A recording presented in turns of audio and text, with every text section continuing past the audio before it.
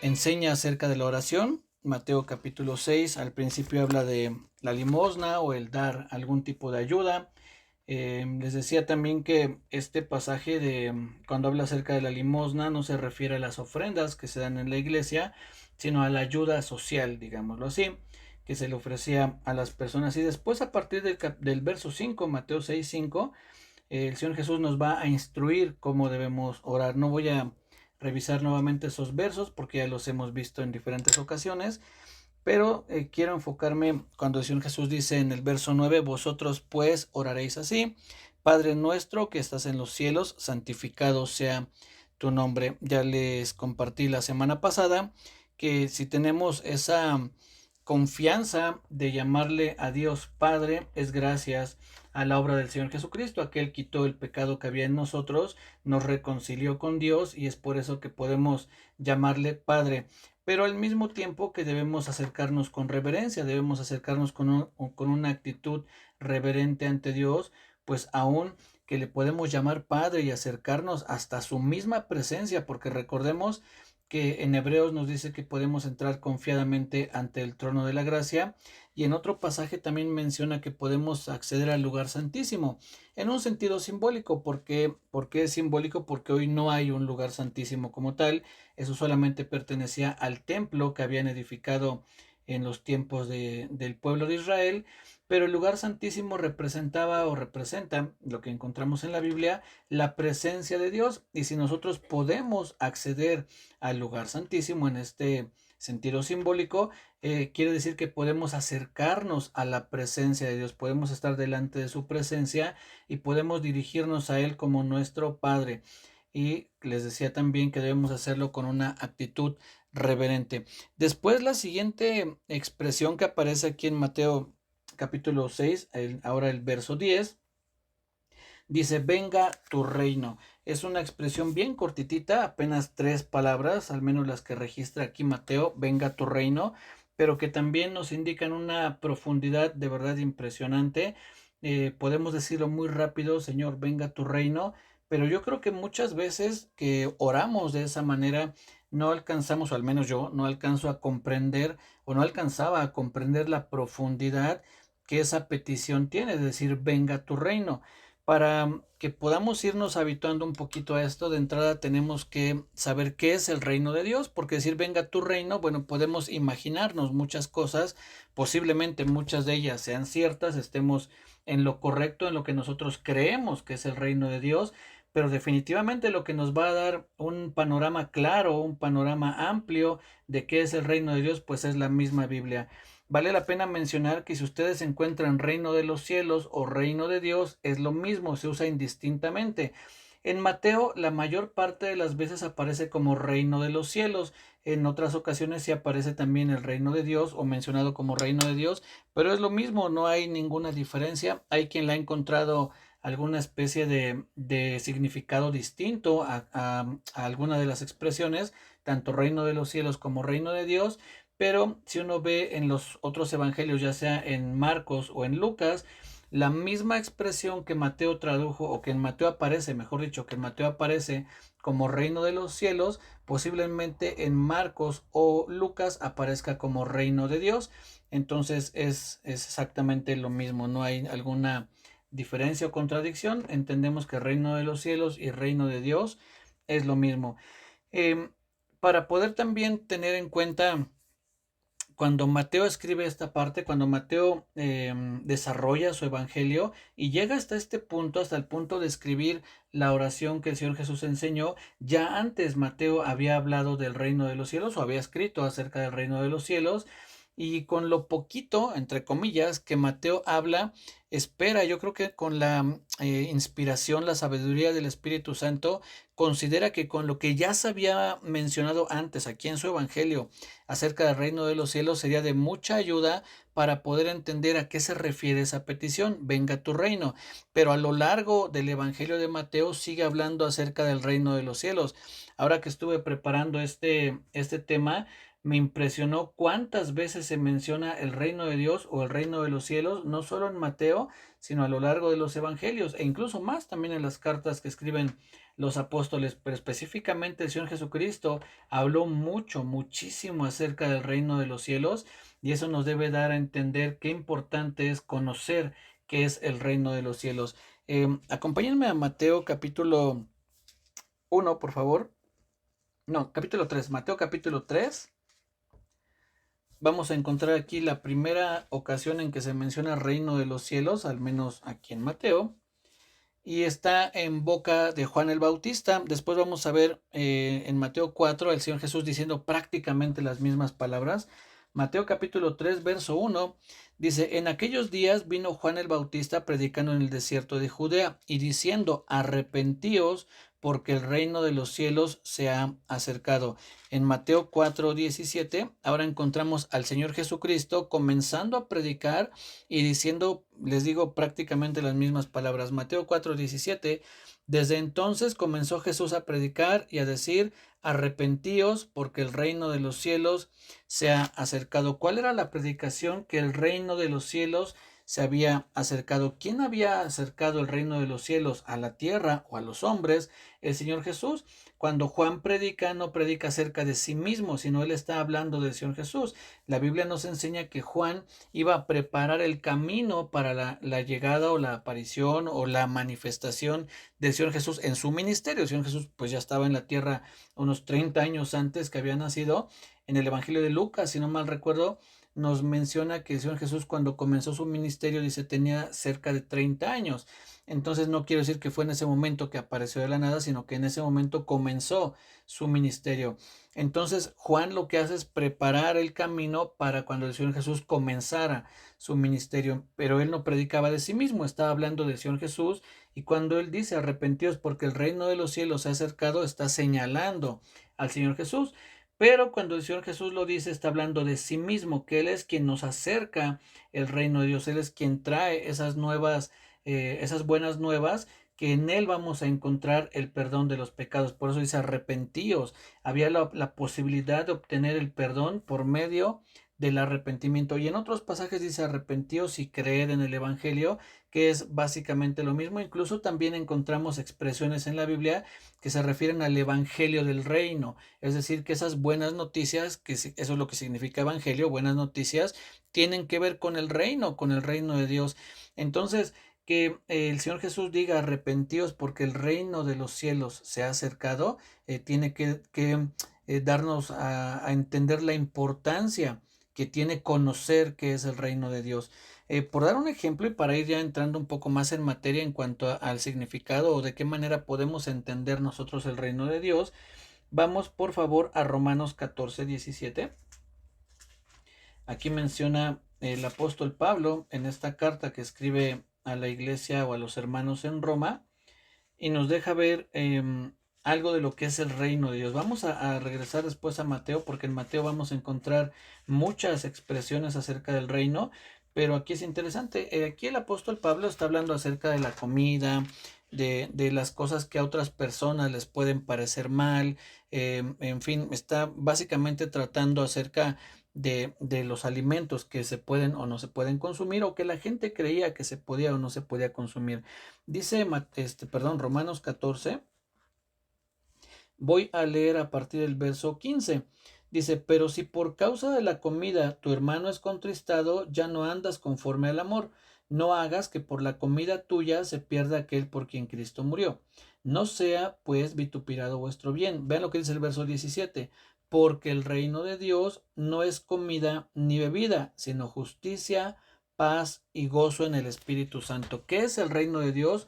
Justicia, paz y gozo. ¿Cómo podemos entender esto? Bueno, de entrada tenemos que reconocer que la justicia que hay en nuestra vida no es una justicia propia, no es que yo me la gané, no es que mis obras fueron justas y entonces Dios me ofreció la salvación. No, la justicia que nosotros tenemos proviene del Señor Jesucristo. Él es quien nos justifica. La justicia que nosotros tenemos delante de Dios es la justicia del Señor Jesucristo. Él fue el justo, no nosotros. Hoy nosotros somos justificados o hechos justos por Él, por el Señor Jesús, por su sacrificio. Entonces, el reino de Dios, ¿qué nos ofrece? Esa justicia, la justicia que nos otorgó el Señor Jesucristo. Después dice paz, y esa paz es la paz que nos ofrece el Señor Jesús para con Dios. No es una paz interior únicamente como el mundo nos indica o nos enseña qué es la paz. Es una paz interior, estar tranquilo, no tener ningún tipo de preocupación. No, esa no es la paz a la que se refiere la Biblia. La paz principalmente a la que nos enfoca la Biblia es la paz que tenemos para con Dios. Es decir, que ya no hay enemistad con Dios. Hoy nosotros ya no somos enemigos de Dios, hoy estamos en paz con Dios. ¿Gracias a qué? Pues igual al sacrificio del Señor Jesucristo, que quitó de en medio los pecados que nos enemistaban con Dios.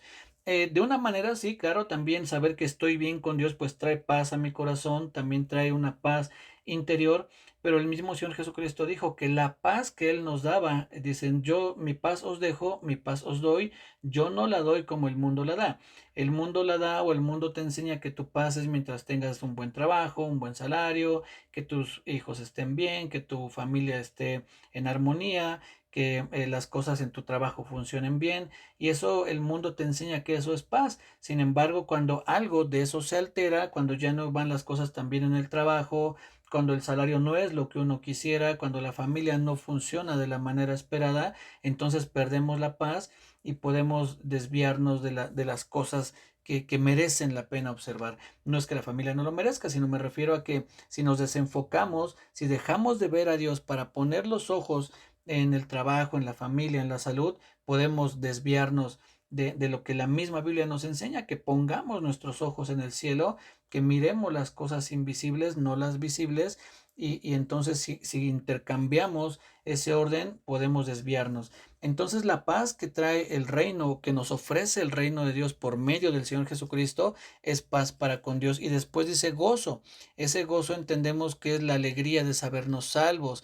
Yo sé que soy salvo, sé que el Señor ha perdonado mis pecados, que ya no estoy enemistado con Dios, y eso produce gozo, eso trae alegría a nuestro corazón de saber que en algún momento, cuando todas las aflicciones que estamos hoy atravesando culminen, ya sea que venga el Señor Jesús por su iglesia o que nosotros vayamos a Él, partamos a la presencia, nuestro gozo será consumado. Es decir, ya no habrá más tristeza, no habrá dolor, no habrá llanto, el gozo será pleno. Esto tiene que ver mucho, está muy relacionado con el fruto del Espíritu Santo, que es amor, gozo, paz, paciencia, todo lo que mencioné ahí, ¿no? Dice amor, gozo, paz, paciencia, benignidad, bondad, fe, mansedumbre y templanza.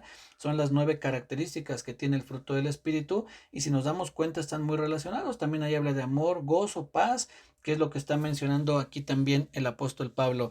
Entonces, aunque ahí lo menciona como fruto del Espíritu y aquí lo enfoca al reino de Dios, pero si nos damos cuenta, dice también aquí en el verso Romanos 14:17, dice, porque el reino de Dios no consiste en comida ni bebida, sino justicia, paz y gozo en el Espíritu Santo. Él es el Espíritu Santo quien nos trae esa convicción, que estar convencidos, plenamente seguros de la justicia que el Señor Jesús nos dio, de la paz que tenemos para con Dios y del gozo que debe haber en nuestro corazón de conocer que somos salvos.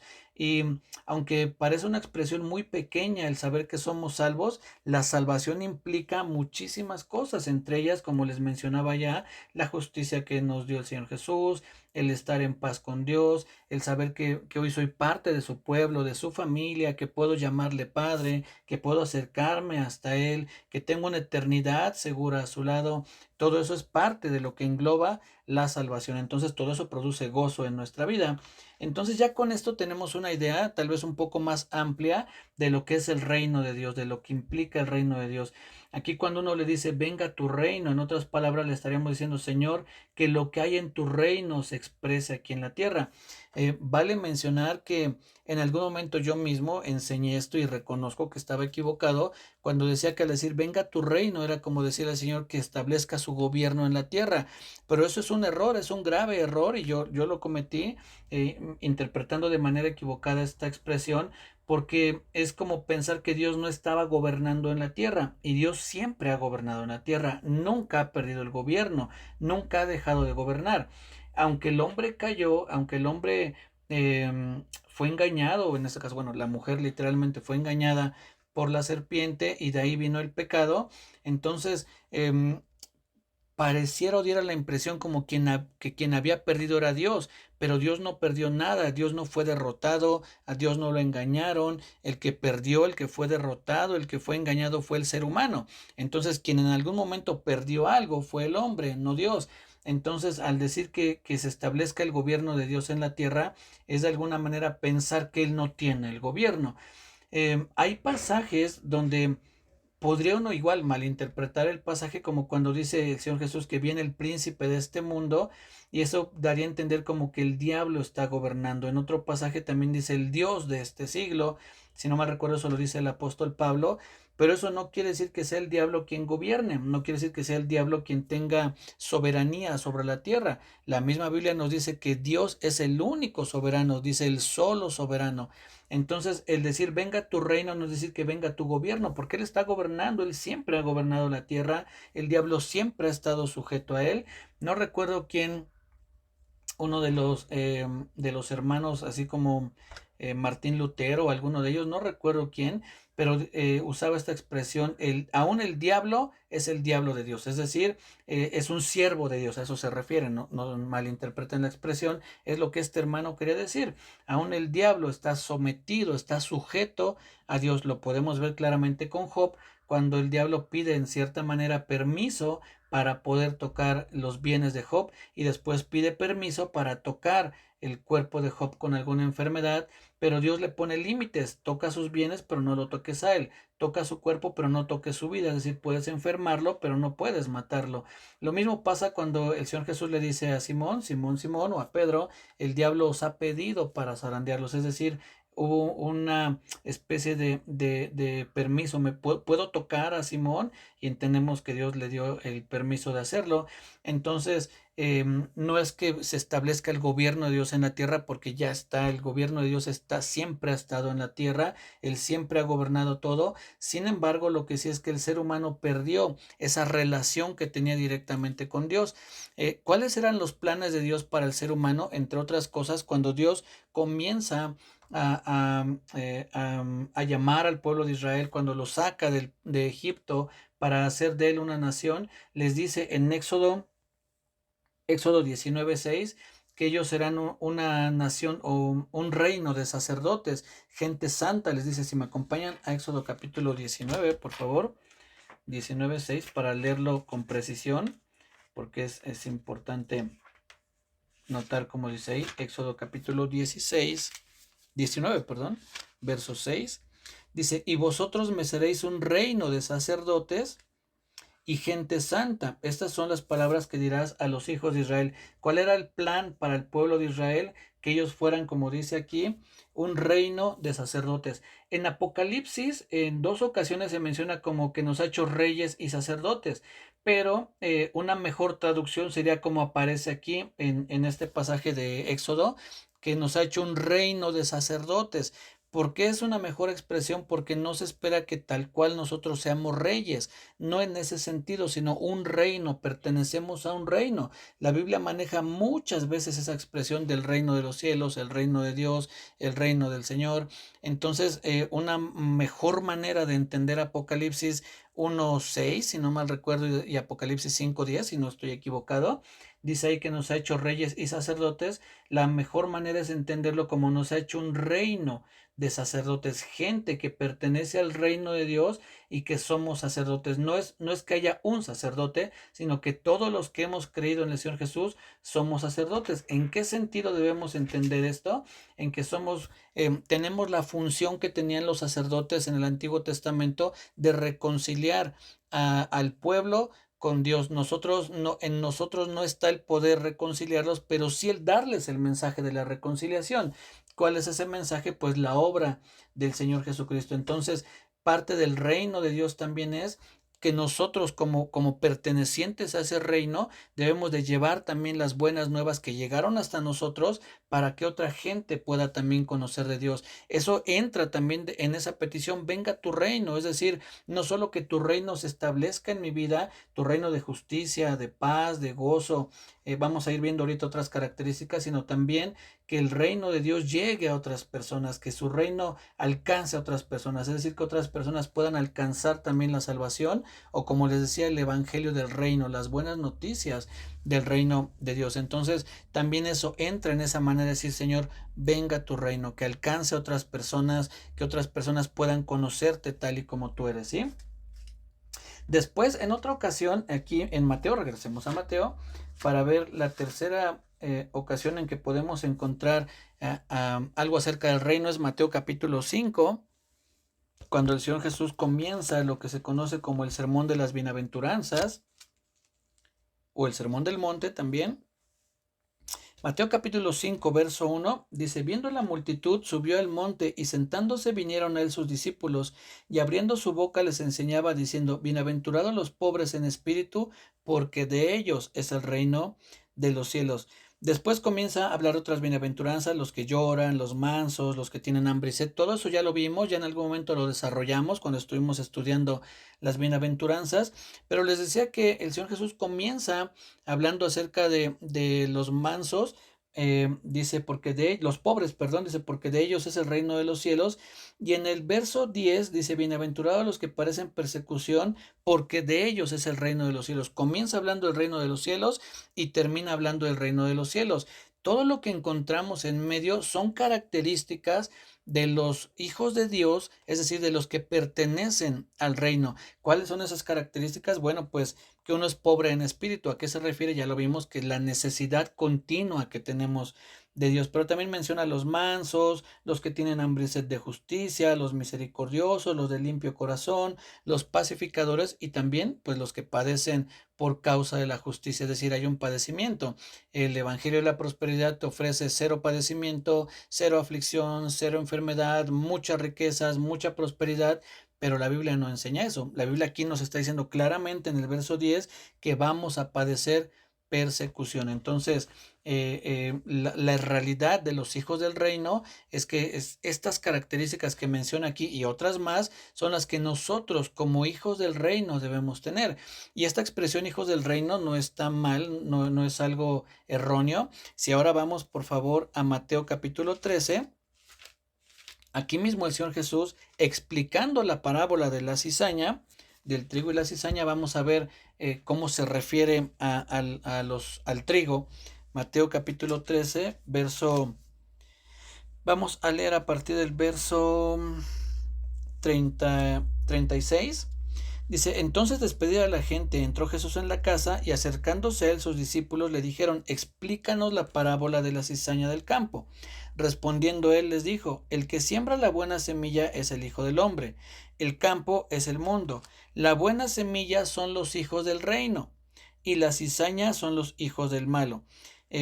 También es bueno mencionar, haciendo un pequeño paréntesis, comúnmente esto lo enfocamos a las iglesias, que en la iglesia está el trigo y la cizaña, pero aquí el Señor Jesús no está enseñando eso, aunque ciertamente en la iglesia, en las iglesias podemos encontrar cizaña, pero no se refiere a eso aquí el Señor Jesús. Él está hablando del mundo entero, que en el mundo hay trigo, es decir, los hijos del reino, pero también hay cizaña, que es la que sembró el malo o el enemigo, como se menciona aquí.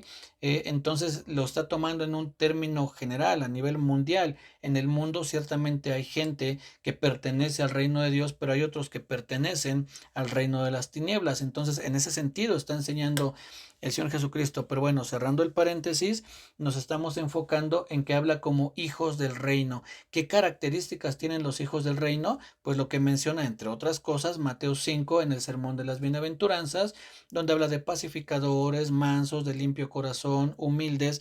Vamos a ver otras características que debe de haber en nuestra vida como pertenecientes a ese reino, para que cuando pidamos venga tu reino, lo pidamos en un sentido para nosotros, pero también para la expansión del reino de Dios en toda la tierra. En Mateo capítulo 18, verso 3, vamos a encontrar nuevamente una expresión acerca del reino. Y dice, vamos a leer desde el 1. En aquel tiempo los discípulos vinieron a Jesús diciendo, ¿quién es el mayor en el reino de los cielos? Y llamando Jesús a un niño, lo puso en medio de ellos y dijo, de cierto os digo que si no os volvéis y hacéis como niños, no entraréis en el reino de los cielos. Así que cualquiera que se humille como este niño, ese es el mayor en el reino de los cielos. y cualquiera que reciba en mi nombre a un niño como este, a mí me recibe. ¿Qué es lo que está diciendo el Señor Jesús? Cualquiera que sea humilde como este niño. Esa es la expresión o lo que el Señor Jesús les quiere enseñar. Porque ellos dicen, ¿quién es el mayor? ¿Qué es lo que estaban buscando ellos? La gloria, el reconocimiento, el renombre, el título, pues sí, llegar a un puesto, tener un lugar alto. Y el Señor Jesús les dice, no, no se trata de eso. En el reino de los cielos no se trata de quién es el mayor, quién es el que va a tener el mejor lugar, el mejor puesto, el mayor título, sino se trata de aquel que reciba con humildad. Saber que hay que, para pertenecer, o no para pertenecer, más bien si pertenecemos al reino de los cielos, una expresión, una característica en nuestra vida es la humildad, es ser humildes. Debemos ser personas humildes, debemos ser personas que aprenda, tengamos el deseo de seguir aprendiendo y no creer que ya lo sabemos todo, ¿sí? Otra característica de nosotros como hijos del reino la encontramos en Mateo capítulo 25. Dice a partir del verso 1, entonces el reino de los cielos, nuevamente aquí habla el Señor Jesús del reino de los cielos, será semejante a 10 vírgenes que tomando sus lámparas salieron a recibir al esposo. Y bueno, conocemos más o menos la historia. 5 de estas vírgenes eran prudentes, 5 insensatas, 5 sí se prepararon con suficiente aceite, las otras no estaban preparadas.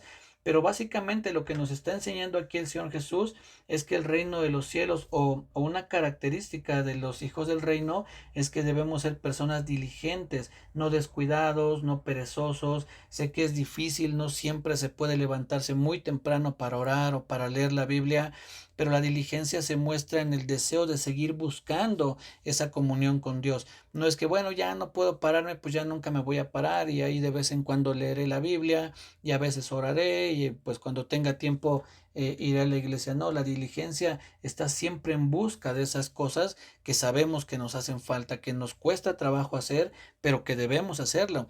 Dice la Biblia que todas, aquí miren, si seguimos leyendo en este pasaje en el verso 5, dice, y tardándose el esposo, cabecearon todas y se durmieron. No dice que las diligentes se mantuvieron despiertas todo el tiempo. Es cierto que hay veces, hay esos momentos en los que podemos flaquear, pero al final de cuentas volvemos a retomar la diligencia para seguir buscando al Señor. Otra característica también es el trabajo que uno ofrece para el reino de Dios. Eso está en Mateo capítulo 25, verso 14. Porque el reino de los cielos es como un hombre que yéndose lejos llamó a sus siervos y les entregó sus bienes. A uno dio 5 talentos, y a otro 2, y a otro 1, y a otro 1, a cada uno conforme a su capacidad, y luego se fue lejos. ¿Qué hicieron estos hombres? El que tenía 5 produjo otros 5, el que tenía 2 produjo otros 2, y el que tenía 1 fue y lo escondió. Pero el Señor Jesús solamente, de este rey que menciona aquí, o este hombre que se menciona aquí, solamente reconoce la labor de aquel que trabajó los 5 y produjo otros 5, y del que trabajó los 2 y produjo otros 2. Es decir, que el reino de los cielos tenemos que tener en cuenta que somos siervos del Señor de ese reino, del Rey de ese reino. Por eso es que les decía al principio o un poquito antes que cuando se habla de reyes y sacerdotes, una mejor manera es un reino de sacerdotes. Nosotros pertenecemos a ese reino como siervos del Señor de ese reino, y Él nos ha dado talentos o nos ha dado obras, nos ha dado capacidades para que podamos trabajar para Él. Entonces, nuevamente, vuelvo a decir que tiene que ver todo esto con venga tu reino, que nosotros podamos ser la expresión de ese reino aquí en la tierra. Por ahora, el reino del Señor Jesucristo, que Él es el Rey de Reyes, ese reino se manifiesta en cada uno de nosotros, en nuestro corazón, en el amor que tenemos para con nuestro prójimo, en el amor que tenemos para llevar el Evangelio a otras personas. De esa manera es como se manifiesta hoy el reino de Dios.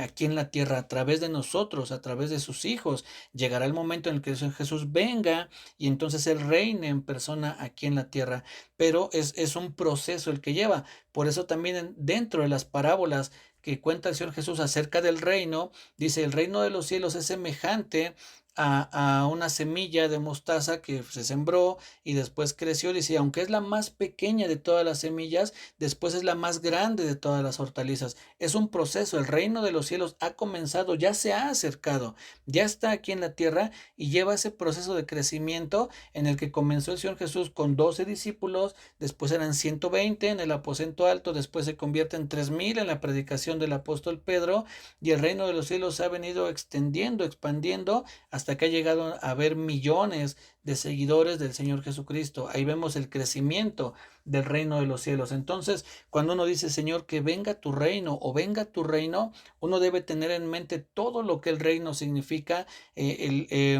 la justicia que Dios nos da por medio del Señor Jesucristo, la paz, el gozo, también que debemos ser personas humildes, no solamente humildes con los que nos rodean, con los cercanos o en la iglesia, sino con aquella gente que también es difícil, con aquella gente que no es tan fácil de tratar. Debemos de ser humildes, debemos de ser trabajadores para el reino, diligentes, es decir, siervos de ese reino. No tener, como dice el apóstol Pablo, más alto concepto de sí o de cada uno de nosotros que el que debemos tener.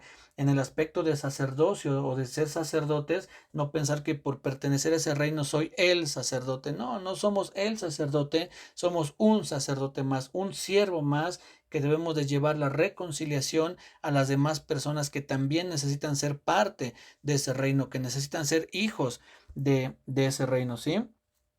Entonces, algo de lo que también debemos entender en cuanto al reino, y es una característica más, Romanos, no, Primera de Corintios, por favor, capítulo 4, Primera de Corintios 4, y quiero también explicar un poquito este pasaje que a veces también lo utilizamos mal. Primera de Corintios 4, a partir del verso 18, dice, mas algunos están envanecidos como si yo nunca hubiese de ir a vosotros. Es decir, gente que, como decimos aquí en nuestro país o en un lenguaje coloquial, se creían los muy, ¿no? Eran los que ya se sentían los súper. Y dice el verso 19, pero iré pronto a vosotros si el Señor quiere, y conoceré no las palabras, sino el poder de los que andan envanecidos, porque el reino de Dios no consiste en palabras, sino en poder.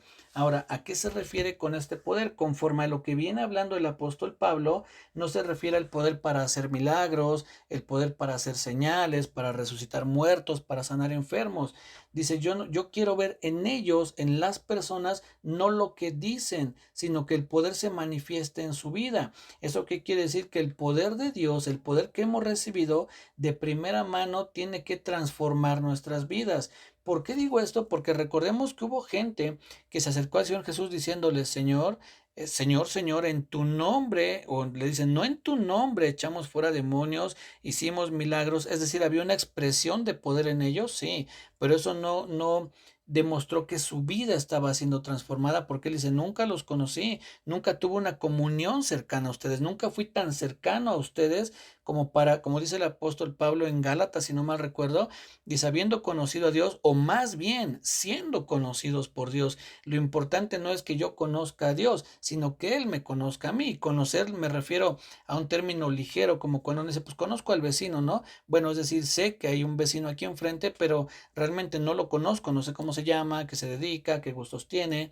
Entonces hay gente que dice conocer a Dios, sabe que hay un Dios, puede decir que cuál es su nombre, que sabe el nombre de su Hijo, del Espíritu Santo, pero no hay una comunión. Entonces, para nosotros cuando se habla del poder que menciona aquí, dice el reino de Dios no consiste en palabras, sino en poder, es que tu vida sea transformada, que tu misma vida dé ejemplo de lo que es el reino de Dios y no que solamente lo digas, que digas, sí, bueno, es que el reino de Dios consiste en poder y en milagros y en señales, ajá, y tu vida, ¿qué está haciendo de tu vida? Tu vida está siendo transformada, ahí es donde se manifiesta ese reino de poder que menciona aquí en la transformación de las vidas. Por eso, regresando a lo que el Señor Jesús enseña, dice, de ellos, de los pobres en espíritu, es el reino de los cielos, de aquellos que padecen persecución es el reino de los cielos. ¿Por qué? Porque nos habla de la transformación de nuestras vidas, de que nuestras vidas tienen que ir pareciéndose cada vez más a nuestro Señor Jesucristo por medio del poder que hay en el reino de Dios, y ese poder viene pues claro, gracias a la obra del Señor Jesucristo y del Espíritu Santo en cada uno de nosotros. Entonces, mis hermanos, esta segunda expresión que encontramos aquí, recordemos que la primera expresión está dividida en dos partes, pero es una misma expresión. Padre nuestro que estás en los cielos, santificado sea tu nombre. Está dividida en dos, pero es una misma expresión. Esta sí ya es otra cuando dice venga tu reino. Así es que nosotros cuando le digamos venga tu reino, tenemos que tener presente o decirle, Señor, venga tu reino a mi vida, es decir, que tu reino se siga manifestando en mí, que esa justicia, el amor, la humildad, la mansedumbre, el trabajo, el ser tu siervo, el llevar el mensaje a otros, se siga extendiendo, siga creciendo en mí, para que tu reino se siga predicando, para que tu reino se siga extendiendo, para que tu reino siga alcanzando a todas aquellas personas que aún necesitan conocer de Él. ¿Con qué propósito? Recordemos siempre que lo que nosotros hagamos para Dios tiene que ser con la mentalidad de llevar gloria al nombre de Dios, para que su nombre sea glorificado, para que cuando tú le prediques a otra persona del reino, ellos glorifiquen a Dios y no a ti. O sea, no digan, ay, gracias a ti, que no, gracias a Dios que fue quien me mandó para que tú conozcas de Él. Así es que si alguien debemos glorificar, es a Dios. Pero mis hermanos, esto es lo que quería compartir en cuanto a esta segunda expresión, venga tu reino, es que el reino de Dios siga avanzando su obra tanto en nosotros, pero también en la gente del mundo, para que también otros conozcan de este mismo Dios y Señor, que por su gracia y su misericordia nos ha alcanzado a nosotros por medio de la obra del Señor Jesucristo, la santificación que va trabajando en nuestra vida el Espíritu Santo, y que Dios nos haya elegido, como dice en Efesios, antes de la fundación del mundo. Gracias a ellos es que podemos conocer esto y debemos de ponerlo en práctica. Así que, pues esta es la segunda expresión, venga tu reino. Mis hermanos, el martes no tenemos reunión, nos vemos hasta el próximo jueves, primeramente Dios. De todos modos les mando un recordatorio, pero nos saludamos hasta el próximo jueves. Que Dios les bendiga, cuídense mucho y que tengan un bendecido fin de semana.